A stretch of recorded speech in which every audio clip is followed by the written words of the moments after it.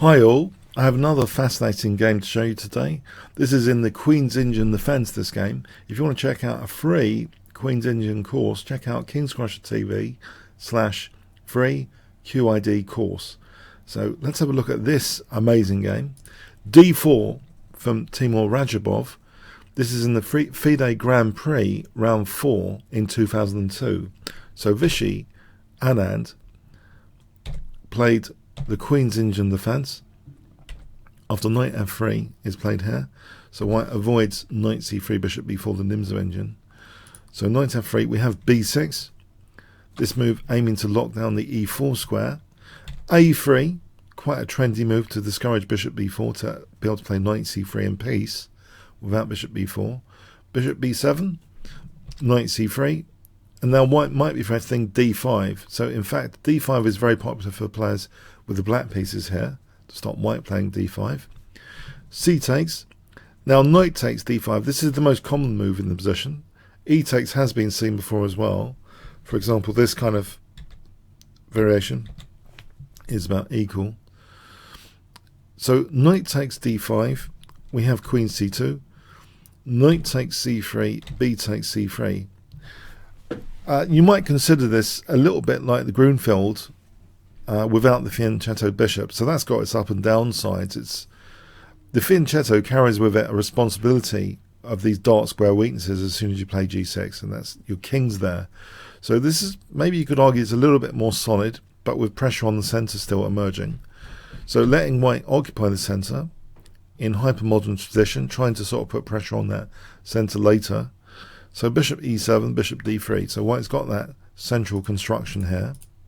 Can it be undermined? Well, c5 is a classic Grunfeld defense style move, except this bishop isn't participating as it would from g7 onto d4. Nevertheless, white castles, black castles. We have bishop b2, rook c8. The queen gets out of the firing line of any c takes d. However, here, an interesting tactic is already played by Vishy. Can you guess what he plays if I give you 5 seconds? Or 10 seconds, actually, to pause the video or think about it. So black to play here. 100 points.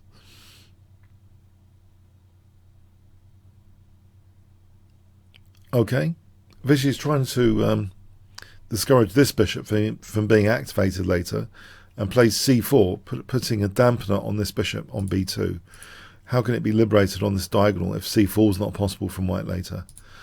So white doesn't just want to retreat here and accept that. He took on c4, testing this. Bishop takes e4. And now, instead of queen takes e4, which lets rook take c4 happen, bishop a6, a forcing move. And it does encourage black has to really give up the light square bishop. So white has something to be excited about here. That in theory, white has the bishop pair, well clearly, can get the bishop back and maybe play for c4 to liberate this bishop. Have everything, have the cake and eat it, basically. Get the bishop pair, liberate this bishop. That should be fun. Rook c7, we have rook ad1. Bishop d6, the bishop is actually actively pointing at h2. Is that going to be significant? h2. Bishop d3. Now, white dearly maybe is interested in c4. So Vishy actually puts a spanner in the works here with this next move. Again, targeting basically this bishop, making sure it can't be that easily liberated. So guess what black plays here for 100 points? If I give you 10 seconds to pause the video.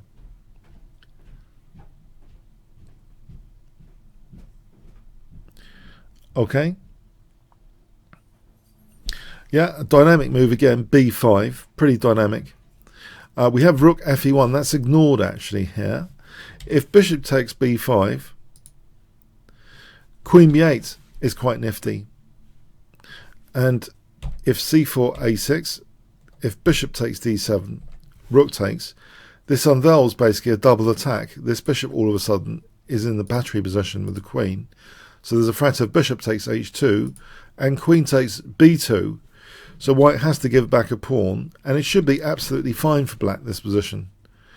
And the bishop pair has gone for white, so most of the dangers are over. So, in fact, this was ignored, rook fe1, perhaps because of these reasons. So we have a6. Again, though, this bishop seems to be suppressed. So white tries to liberate this bishop, but a price is being paid, a little price, but still a price. It's not zero to do this. White's still interested in playing for c4 and plays an energetic, interesting pawn sack, a4. So there's pressure on b5 as well. So actually Vishy takes that, allowing the possibility of c4, which looks pretty scary actually. But there is this outside pass pawn technically. c4, and it looks as though now c5 is also kind of dangerous as well as d5. These hanging pawns have great potential. If bishop takes a6, then queen a8, and here a3, this position, black should be doing extremely well. There's a real lock on that c4 square. The bishop's pretty miserable. So, okay, so white played c4, didn't take on a6. This seems to be more in the spirit of the position. Now we have queen b8. So that's looking at queen takes b2 here. If a casual move like rook e8, then actually c5 rather than anything else seems to be the most effective approach. This position, the bishop's looking at things like bishop a5. White stands pretty well here. So queen b8, a forcing move. We have bishop a1. Now rook d8. And now white goes a bit, maybe in an excited fashion, towards the black king, because there's nothing defending the soft spot h7 here at the moment. Okay, the knight can get there, but white does play what seems to be a very promising continuation to bring this rook in to the attack. Maybe more cautious would have been rook b1, just hitting the queen here, and then rook e4. But, black can actually get a very good position here. Here, there's actually an idea to dampen white's attacking prospects down and amplify this pawn in this variation. With rook takes c4, this is actually favouring potentially black. This is actually a menacing pawn. This bishop is again a problem piece. So it's not that clear cut, these variations, with rook b1. So, but white played rook e4 immediately. Maybe thinking, rook b1 could be played later if needed. Knight f6, rook h4, bishop e7. Now rook h3. So it looks as though that's an interesting installation, putting the rook there. A lot of pressure. d5 to come, maybe bishop f6, bishop h7. Looks pretty promising, right? Well, some safety precaution, h6. We have rook b1 here, casually played. This is a very interesting moment of the game. In fact, a really super fantastic move was played here by Vishy. If I give you 10 seconds, you might want to pause the video to think about this for some time. So 500 points, say, if you can guess Vishy Anand's move in this position. 10 seconds starting from now. It's a real stunner.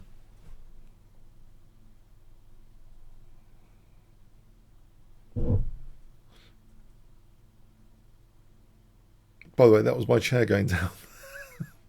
Sound effect there, if you heard that. Honest. Okay, so black to play here.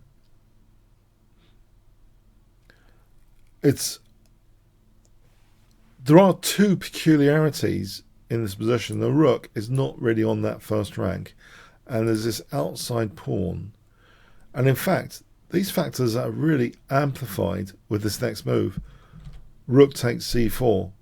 So not moving the queen, just aiming to get into that back row.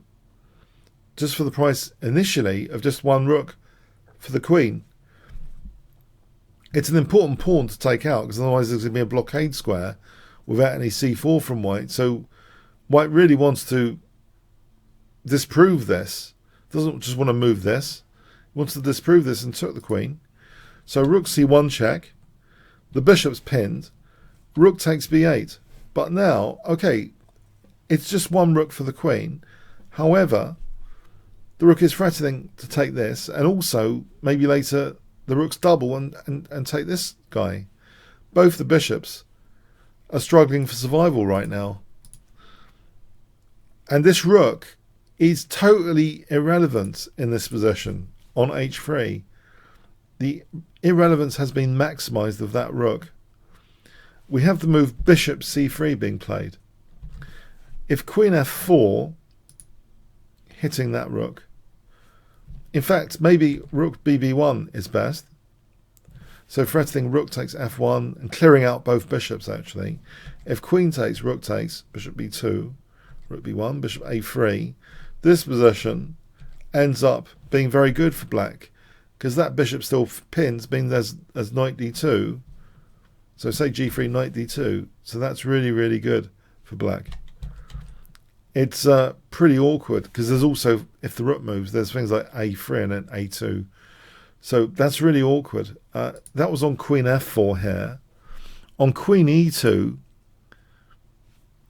then the rook might just take here, and then the other one comes for this bishop. Both bishops have been blown out of the position, and black's getting a big advantage there. If queen d3, then rook takes a1, and similar story. This position is very good for black. It's a big advantage for black. So very, very difficult position. We have bishop c3 being played. Rook bb1. So more material is to be harvested now. With this silly rook on h3, more material has been harvested. Queen d3. But not quite immediately. You might think rook takes f1. Not quite, actually. Guess the kind of sadistic move, kind of sadism, I don't know, is played by black in this position. So maybe at 100 points if you can guess Vishy's move here.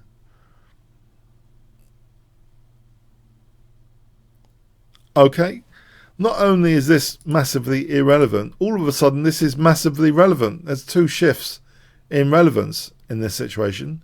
And in fact, this a3 is quite menacing, actually, for a2. White played queen takes a6, and then we have a2.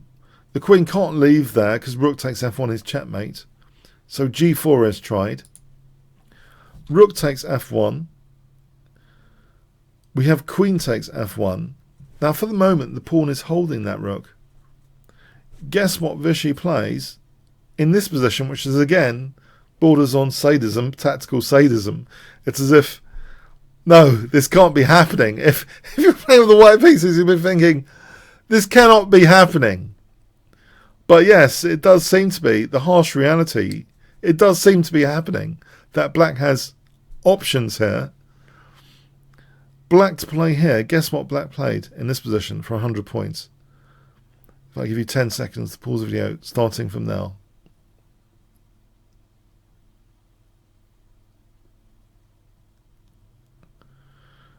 Okay, it's really happening. This is really sadistic.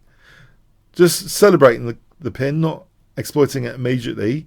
Just knight e4. So there's an immediate idea, for example, of knight takes, rook takes, taking here and then queening here. If this bishop can be taken out of the equation, that's going to be with check as well. Knight d5 is also interesting, believe it or not. There's a line here which is showing the craziness of the position, that even here, rook takes f1 is not that good. Black's only getting a small edge. But even here, apparently, bishop c1, and black secures quite a significant advantage with this cheeky idea of rook b2 check if queen takes a2. And yeah, black's doing very well there. So strange situation indeed here. Very, very strange, where knight e4 is all of a sudden a real menacing move. We have bishop a1. So if bishop went to e1, then just queening. So bishop a1. And the final move of the game, can you guess? For 50 points, 10 seconds. Black to play in the final move. Final nail in the coffin here.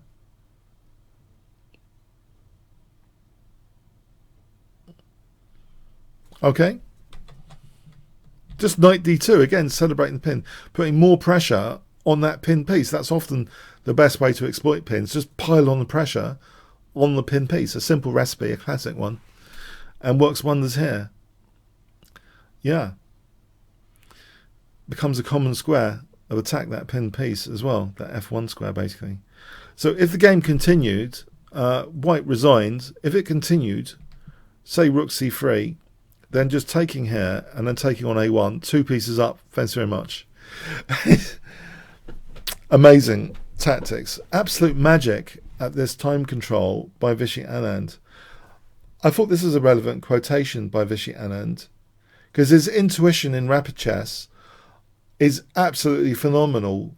You know, grandmasters have thought he's been setting traps. He's been playing moves so quickly. It's like, can he possibly have seen, you know, this is not a trap. He's really amazing tactical mastery at all time controls.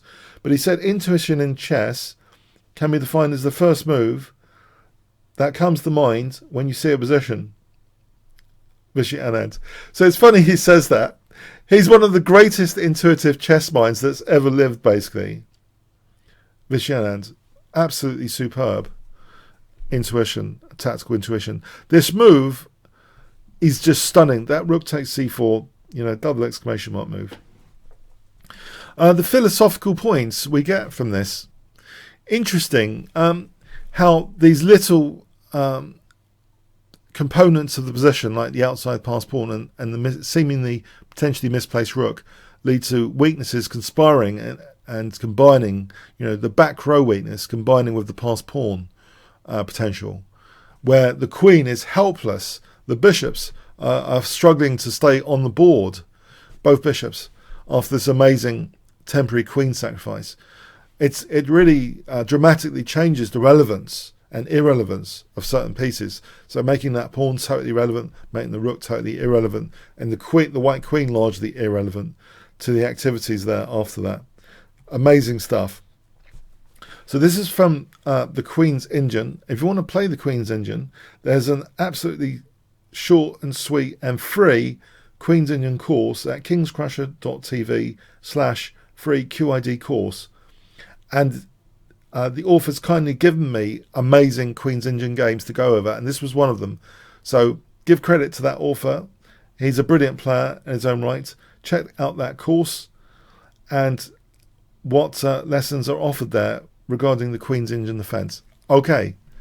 Comments, questions, likes, shares appreciated. Thanks very much.